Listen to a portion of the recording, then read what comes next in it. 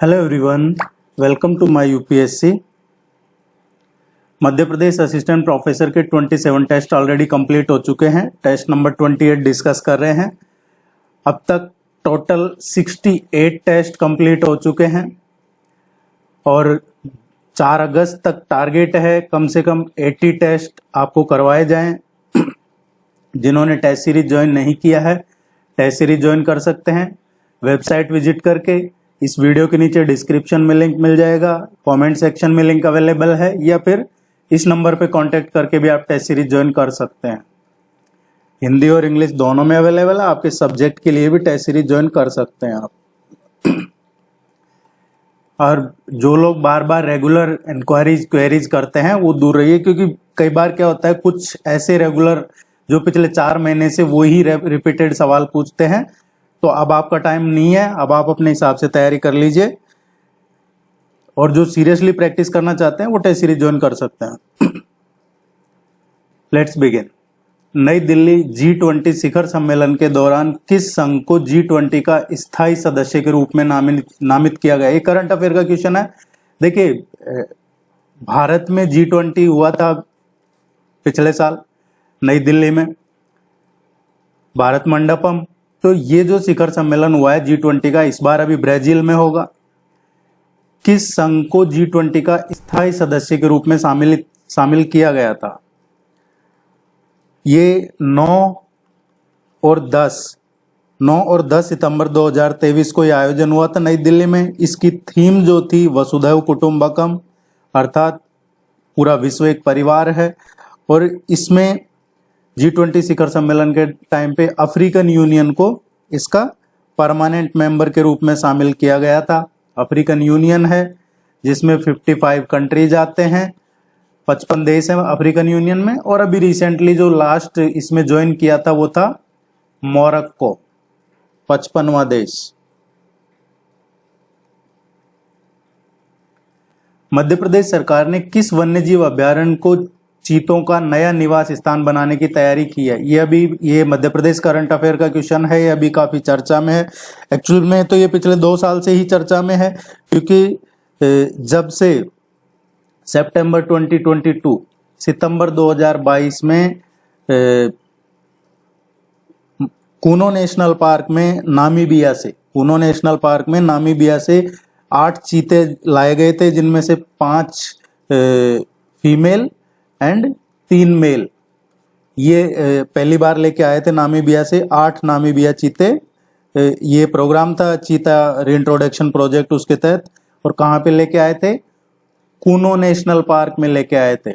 Kuno national park ये हम बहुत बार डिस्कस कर चुके हैं। अगर आपने वो पहले के वीडियोज नहीं देखे हैं तो जरूर देखिएगा, सब कुछ चैनल पे अवेलेबल है। कूनो नेशनल पार्क कहाँ पे है? कूनो नेशनल पार्क में लेके आए थे जो श्योपुर में है। अब हमसे पूछा है कि अब इनका नया स्थान बनाने की तैयारी कहाँ की गई है? अब इनको जो प्रे एनिमल्स होते हैं इनको रिलोकेट किया जा रहा है। अब कान्हा, सतपुड़ा और संजय दुबरी टाइगर रिजर्व से, ये तीनों टाइगर रिजर्व से अब जो हंटिंग या जो शिकार वगैरह करते हैं जो जानवर, दूसरे जानवरों का, उनको रिलोकेट किया जा रहा है। और अब इनको गांधी सागर टाइगर रिजर्व में नया बसाया जाएगा। नए चीते इसमें लाए जाएंगे या इनको रिलोकेट इसमें भी किया जाएगा। कुछ इन तीनों में से भी गांधी सागर टाइगर रिजर्व में रिलोकेट किया जाएगा। इसके बाद में जो सितंबर 2022 में लाए थे, इसके बाद में फरवरी 2023 में भी लेके आए थे दक्षिण अफ्रीका से 12 मोर चीताज। तो ये हमें ध्यान में रखना है। और गांधी सागर टाइगर रिजर्व, आपसे ये भी पूछा जा सकता है गांधी सागर टाइगर रिजर्व कहाँ पे है। जैसे अभी 9 जून के एग्जाम में क्वेश्चन आया था इसी तरीके का। तो गांधी सागर टाइगर रिजर्व का कहाँ पे है? मंदसौर में है। ये मंदसौर जिले में है। और कूनो नेशनल पार्क है, ये श्योपुर में है। अराउंड 270 किलोमीटर के आसपास की डिस्टेंस है, 250 to 270। अगर कान्हा टाइगर रिजर्व का पूछा जाता है, कान्हा टाइगर रिजर्व कहाँ पे है, तो कान्हा टाइगर रिजर्व है, ये हम पहले कई बार डिस्कस कर चुके हैं, मंडला और बालाघाट, इन दो जिलों में है, मंडला और बालाघाट। और अभी जो कान्हा टाइगर रिजर्व है, इसके दो दो सेंचुरीज में भी इसको डिवाइड किया है, हेलन एंड बंजार, ये भी हमने डिस्कस कर रखा है पहले। सतपुड़ा टाइगर रिजर्व का अगर आपसे पूछा जाता है, सतपुड़ा टाइगर रिजर्व कहाँ पे है, तो ये नर्मदापुरम में है, होशंगाबाद नर्मदापुरम।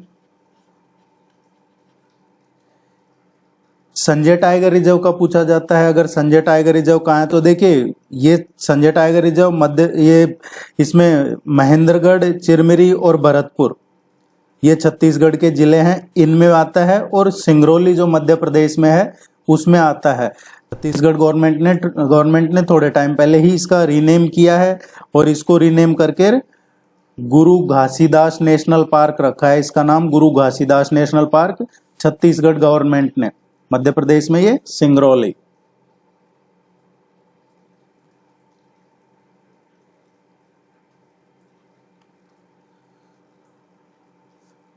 अदिति स्वामी जिन्हें हाल ही में खबरों में देखा गया, किस खेल से संबंधित है? अदिति स्वामी है विश्व तीरंदाजी चैंपियनशिप में इन्होंने व्यक्तिगत विश्व खिताब जीतने वाली पहली भारतीय महिला बनी है। ये पहली भारतीय बनी है तीरंदाजी में, आर्चरी में पहली बार इन्होंने जो व्यक्तिगत विश्व खिताब है वो जीतने वाली ये पहली भारतीय बनी है। और अभी जूनियर विश्व खिताब जीतने में इससे पहले ही इन्होंने ये हासिल किया था। डी इसका करेक्ट आंसर है।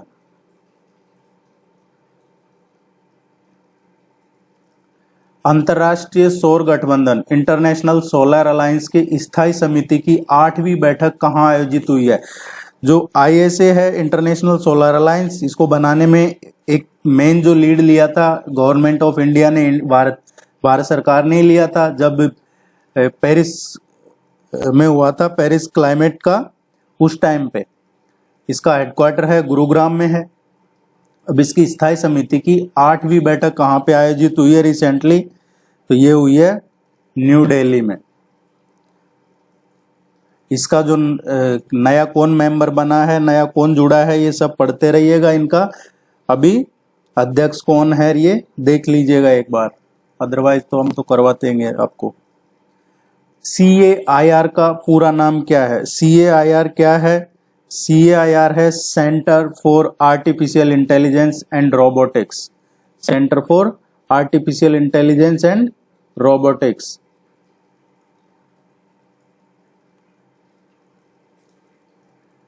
निम्न में से कौन सी हैकिंग पद्धति है?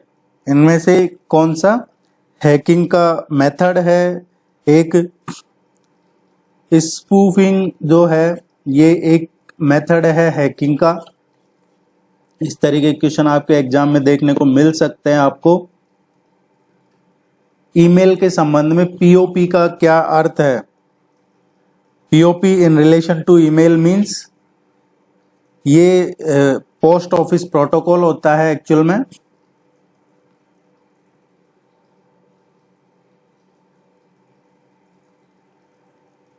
मध्य प्रदेश के निम्नलिखित क्षेत्र में अधिकतम सोयाबीन का उत्पादन कहाँ पे होता है? सोयाबीन सबसे ज्यादा कहाँ होता है?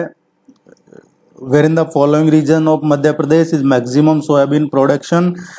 सो मैक्सिमम जो है सोयाबीन का ये मालवा रीजन में होता है। और मक्का की अगर बात करें, आपसे पूछा जाए मक्का सबसे ज्यादा किस रीजन में होता है मध्य प्रदेश में, तो मक्का होता है सतपुड़ा रीजन में। इसके अलावा अगर आपसे पूछा जाता है तिल का, तिल, तो तिल सबसे ज्यादा ये बुंदेलखंड रीजन में होता है तिल। या फिर चावल का पूछा जाता है तो चावल बघेलखंड रीजन में। सरसों का पूछा जाता है तो जो मध्य भारत का पठार है वो वहां पे सरसों सबसे ज्यादा। या फिर गेहूं, गन्ना और दलहन, गेहूं, गन्ना और दलहन का पूछा जाता है तो नर्मदा वैली।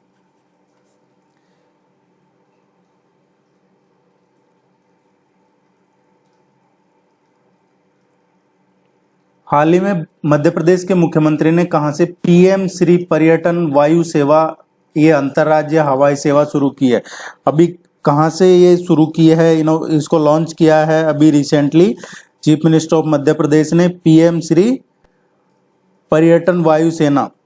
तो ये रिसेंटली जो इसको शुरू किया है, जबलपुर से लॉन्च, भोपाल के लिए इसको पहली फ्लाइट फ्लैग ऑफ किया था इसको। और इसमें जो सिटीज हैं वो जो कवर की जाएंगी एयर ट्रेवल से, जल्दी ही बाकी की सिटीज को भी कवर किया जाएगा। उनमें से भोपाल है, इंदौर, जबलपुर, ग्वालियर, उज्जैन या फिर रीवा, खजुराहो, सिंगरौली, इन सबको भी एयर ट्रेवल से। और इसमें एक ऑफर भी रखा है, थोड़े अभी 30 दिन का ऑफर रखा था इसमें, ये जून में 30 दिन का ऑफर रखा था कि 50% का इसमें डिस्काउंट मिलेगा 30 डेज के नेक्स्ट। ये जब फ्लैग ऑफ की थी उसके 30 डेज के अंदर कोई एयर ट्रेवल करता है तो उसको 50% का डिस्काउंट रखा था। मध्य प्रदेश में मिलने वाला बिलावा मुख्यतः किस क्षेत्र की वनोपज है? जो फॉरेस्ट प्रोड्यूस है बिलावा, ये कौन से क्षेत्र में मेनली मुख्य किस क्षेत्र का फॉरेस्ट प्रोड्यूस है बिलावा? देखिए बिलावा है ये मध्य प्रदेश में छिंदवाड़ा में मेनली फॉरेस्ट प्रोड्यूस है बिलावा। और इसका यूज क्या किया जाता है बिलावा का, नहीं पता आपको ज़्यादातर को किसी को, या जो शाही है, शाही में या फिर पेंट में, या इसके अलावा जो मेडिकल वगैरह में, औषधि में, इनमें इसका यूज लिया जाता है। ये छिंदवाड़ा में है।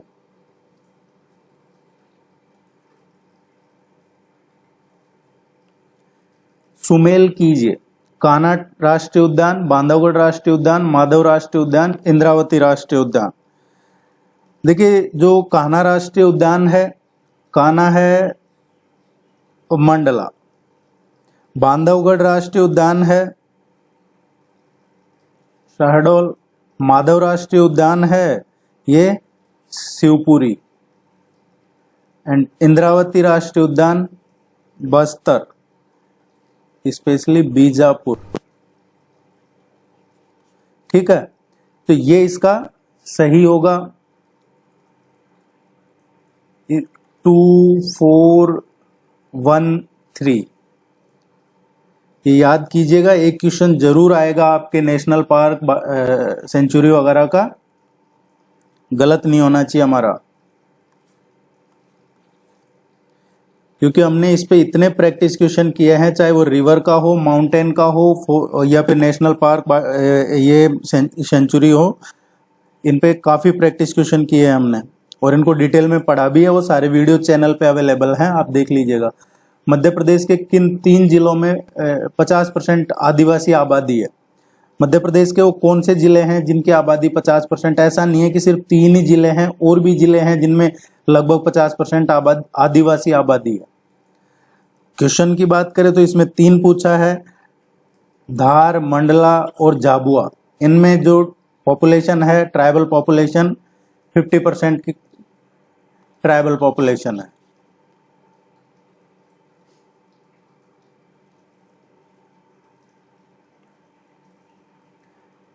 देखिए टेस्ट सीरीज ज्वाइन कर लीजिएगा, इससे अभी तक आपकी प्रैक्टिस नहीं हुई है तो प्रैक्टिस हो जाएगी अच्छे से।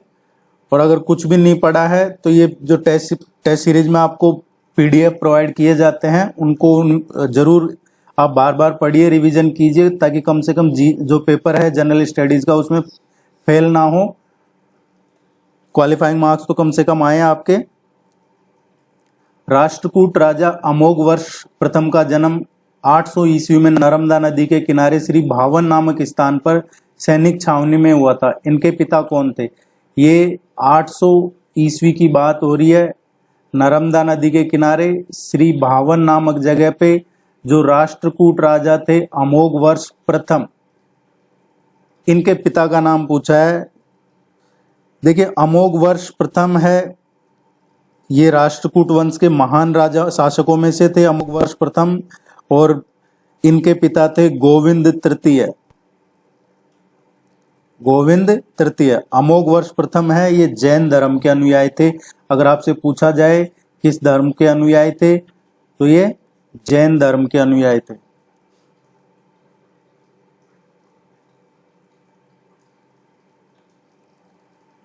मध्य प्रदेश में पेसा अधिनियम को कब अधिसूचित किया गया है? पेसा का एक क्वेश्चन आपके 9 जून को आया था और उम्मीद कीजिए हो सकता है इस बार भी पूछा जाए, किसी भी तरीके से पूछा जा सकता है। आपसे ये भी पूछा जा सकता है कि जनजातीय गौरव दिवस कब मनाया जाता है, तो वो भी कहीं ना कहीं डायरेक्ट इनडायरेक्ट, क्योंकि ये ट्राइब्स से एसोसिएटेड है पेसा।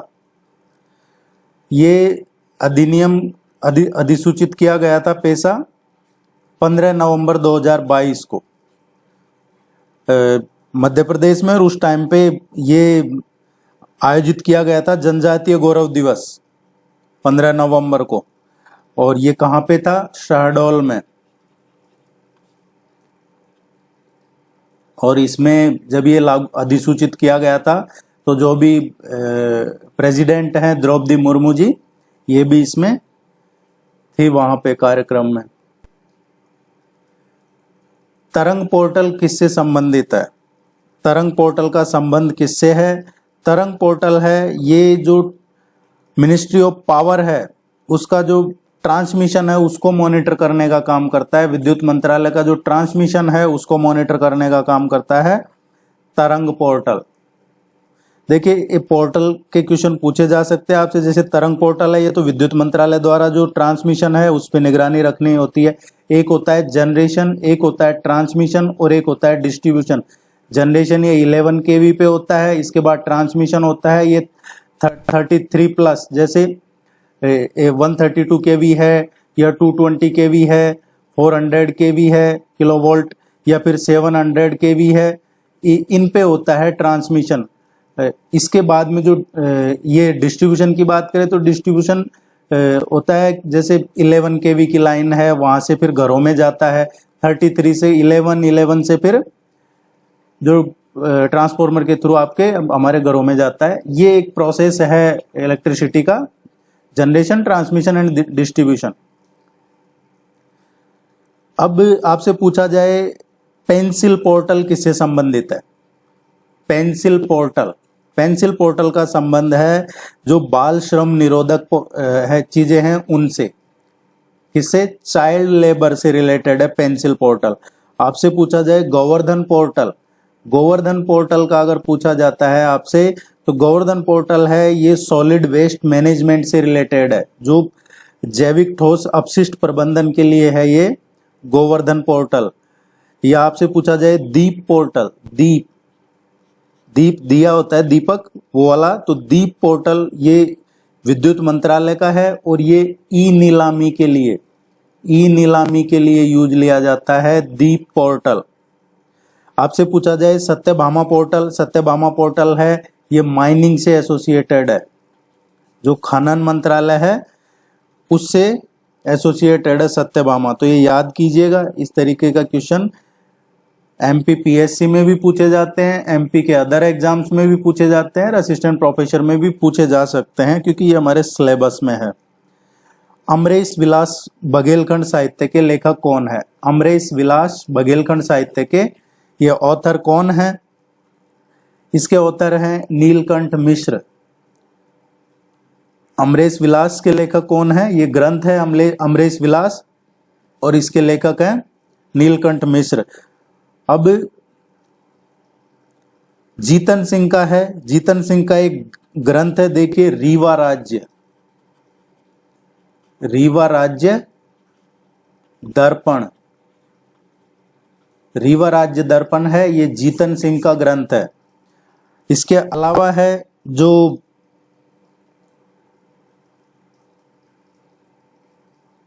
जैसे रहमान अली है, रहमान अली का पूछा जाता है आपसे तो वो व्याघ्र वंश संग्रह है, व्याघ्र वंश संग्रह, ये ध्यान रखिएगा। इस तरीके के क्वेश्चन एग्जाम में देखने को मिल सकते हैं। एक बघेल वंशावली का भी ग्रंथ है जो अजवेश राम का है।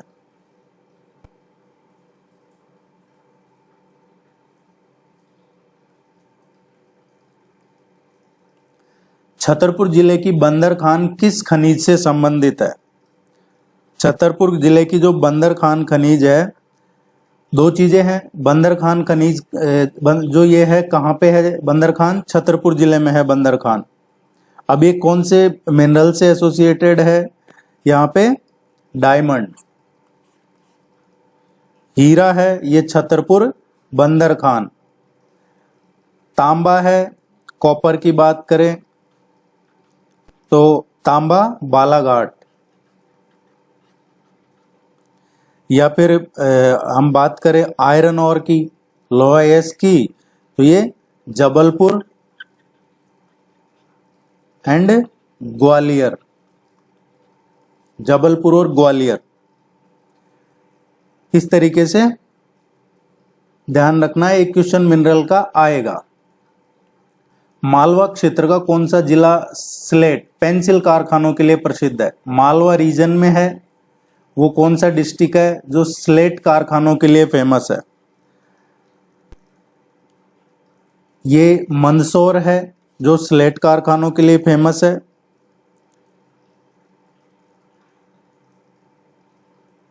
स्लेट पेंसिल के लिए मंदसौर नहीं होना चाहिए, ये तो छतरपुर होना चाहिए था, पन्ना छतरपुर।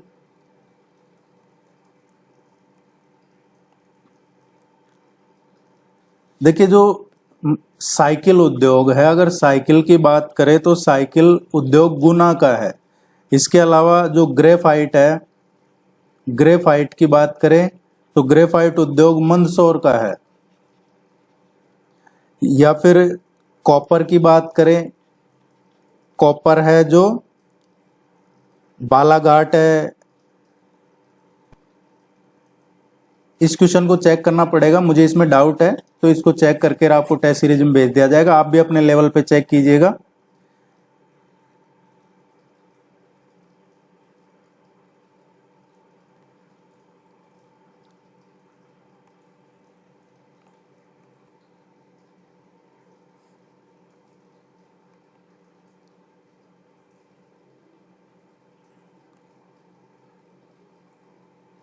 इसका आपको कमेंट सेक्शन में या कम्युनिटी पोस्ट में मिल जाएगा, आंसर करवा देंगे इसको।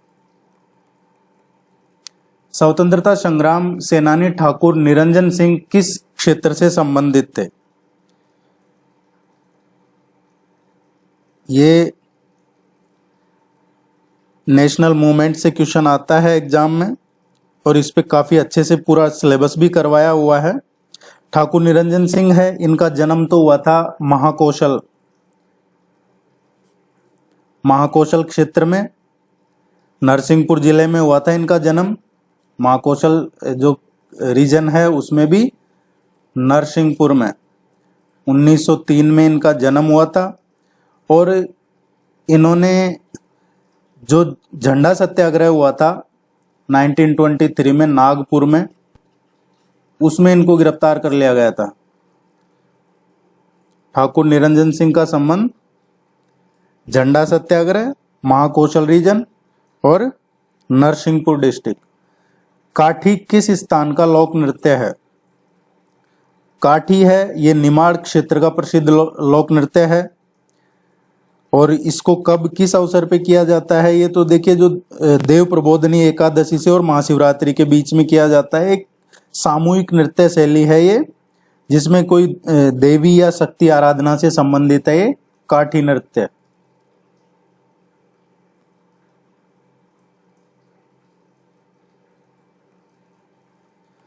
मध्य भारत कोयला क्षेत्र के अंतर्गत कौन सा शामिल नहीं है? कौन सा शामिल नहीं है? देखिए इसमें सोहागपुर है, ये तो मध्य भारत का जो सेंट्रल इंडिया कोल रीजन है उसका सबसे बड़ा है ये सोहागपुर। सिंगरौली की बात करें तो सिंगरौली में यहाँ पे मोटी परत का जो थिन लेयर है, थिक लेयर है, उसका कोयला यहाँ पे मिलता है, मोटी परत का। और उमरिया है, उमरिया में जो कोयला क्षेत्र है वो उमरिया छोटा कोयला क्षेत्र है। मोहपानी स्थल है ये सतपुड़ा कोयला क्षेत्र के अंतर्गत आता है और ये नरसिंहपुर जिले में है। तो इसका जो करेक्ट आंसर आएगा कि इसने हमसे पूछा है मध्य भारत का, और ये है सतपुड़ा में। अटल बिहारी बिहारी वाजपेयी भारत के ये कौन से प्रधानमंत्री थे? देखिए, इस तरीके का क्वेश्चन अभी 9 जून को एग्जाम में आया था। तो जितने भी पर्सन्स हैं, पर्सनैलिटीज हैं जिनका संबंध मध्य प्रदेश से रहा है और उन्होंने देश में या मध्य प्रदेश में कहीं पे भी कोई सोशल इकोनॉमिक किसी भी फील्ड में उन्होंने किया है कुछ अच्छा, तो उनसे संबंधित क्वेश्चन आपके एग्जाम में पूछे जा सकते हैं। और अब पहले भी कुछ क्वेश्चन करवाए हैं और अब रेगुलर आने वाले टाइम पे भी जो टॉप मोस्ट क्वेश्चन बनते हैं वो करवाए जाएंगे। जैसे अभी डॉक्टर शंकर दयाल शर्मा का पूछा था 9 जून वाले एग्जाम में, तो अटल जी का है। अटल जी भारत के, वैसे तो अटल जी कई बार प्रधानमंत्री बने हैं, लेकिन ये 10वें प्रधानमंत्री थे। अटल बिहारी वाजपेयी जी भारत के 10वें प्रधानमंत्री थे। उन्होंने प्रधानमंत्री का पद 3 बार संभाला था।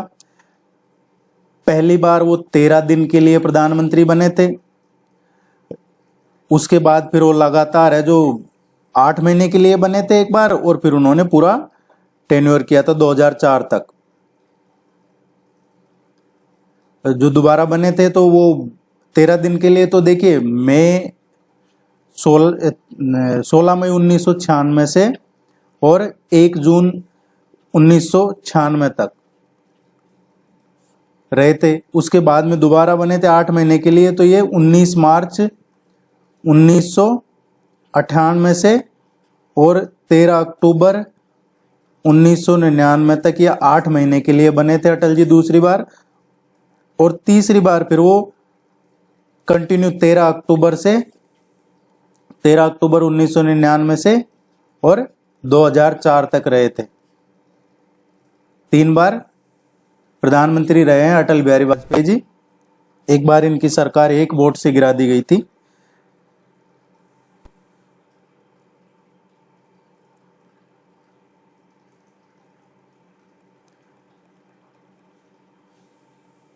अटल जी को एक बार चुनाव भी हराया, अटल जी ने एक चुनाव भी हारा हुआ है, जो कई एग्जाम्स में पूछा जाता है अक्सर, स्पेशली बैंक, रेलवे, इस तरीके का, कि अटल जी ने कहा को किसने चुनाव हराया था, तो वो माधवराव सिंधिया जी ने हराया था इनको। चतुर रोबोट का निर्माण किस संस्था ने किया था? चतुर रोबोट का निर्माण है ये कौन से ऑर्गेनाइजेशन ने किया था? चतुर रोबोट ये DRDO और CAIR, जो हम अभी ऊपर पढ़ रहे थे, CAIR का फुल फॉर्म क्या है? Centre for Artificial Intelligence and Robotics, ये and Defence Research and Development Organisation, इन दोनों ने मिलके और ये चतुर रोबोट बनाया है। डी इसका करेक्ट आंसर है।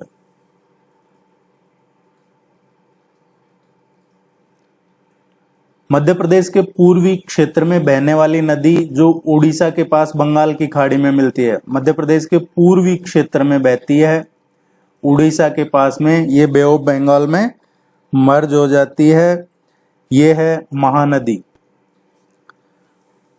महानदी है ये अनुवर्ती रिवर है जो छत्तीसगढ़ में सिहोवा है, उसके पास में अमरकंटक के पास से जो ईस्टर्न साइड है वहां से निकलती है, और फिर ये पारादीप जो उड़ीसा में है उसके पास से बंगाल की खाड़ी में गिरती है। छत्तीसगढ़ और उड़ीसा अंचल की काफी सबसे बड़ी रिवर है ये। महानदी का जो पौराणिक नाम भी है वो चित्रोत्पला करके है, ये ध्यान रखिएगा। बी।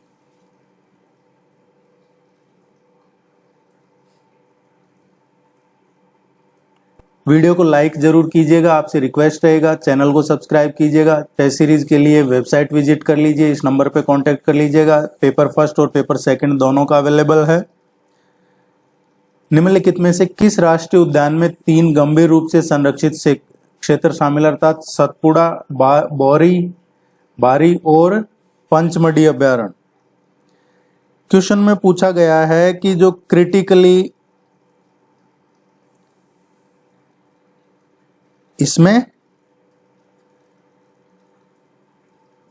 प्रोटेक्टेड एरियाज, किस राष्ट्रीय उद्यान में ये क्रिटिकली प्रोटेक्टेड एरियाज शामिल हैं? ये तीनों किस राष्ट्रीय उद्यान में ये तीनों हैं क्रिटिकली प्रोटेक्टेड एरिया है? सतपुड़ा, बारी और पंचमढ़ी। ये है, देखिए, सतपुड़ा इसका करेक्ट आंसर आएगा, क्योंकि सतपुड़ा टाइगर राष्ट्रीय उद्यान है, इसकी स्थापना की गई थी 1981 में। इसका क्षेत्रफल भी काफी है, अराउंड 1500 स्क्वायर किलोमीटर है। बारी अभ्यारण्य, सतपुड़ा टाइगर रिजर्व और पंचमढ़ी अभ्यारण्य इसी में शामिल है। सतपुड़ा राष्ट्रीय उद्यान है ये मध्य प्रदेश के होशंगाबाद, नर्मदापुरम जो हो गया आजकल उसका नाम, उसमें स्थित है। और Satpura tiger reserve Narmada river के दक्षिण में जो सतपुड़ा पर्वतमाला है, एक बायोडाइवर्सिटी एरिया है, पूरा बायोडाइवर्सिटी वन क्षेत्र भी है ये। और इसको 1999 में पहला मध्य प्रदेश का पहला बायोस्फीयर रिजर्व घोषित किया गया था। सतपुड़ा को 1999 में पहला बायोस्फीयर रिजर्व सतपुड़ा को डिक्लेयर किया गया था।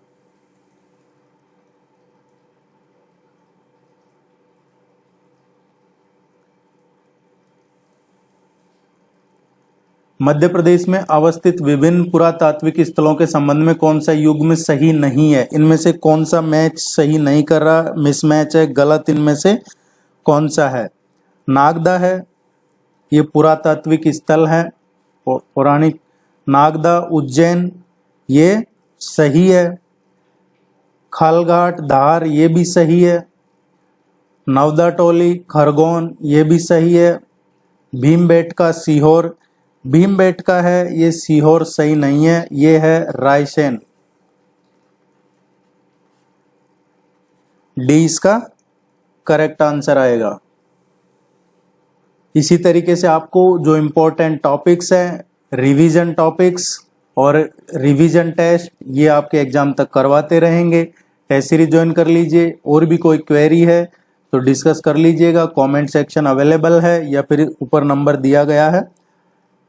जितना पॉसिबल हो सके अब दिन रात लग जाइए, एग्जाम में टाइम कम है, बाकी सब चीजें भूल जाइए।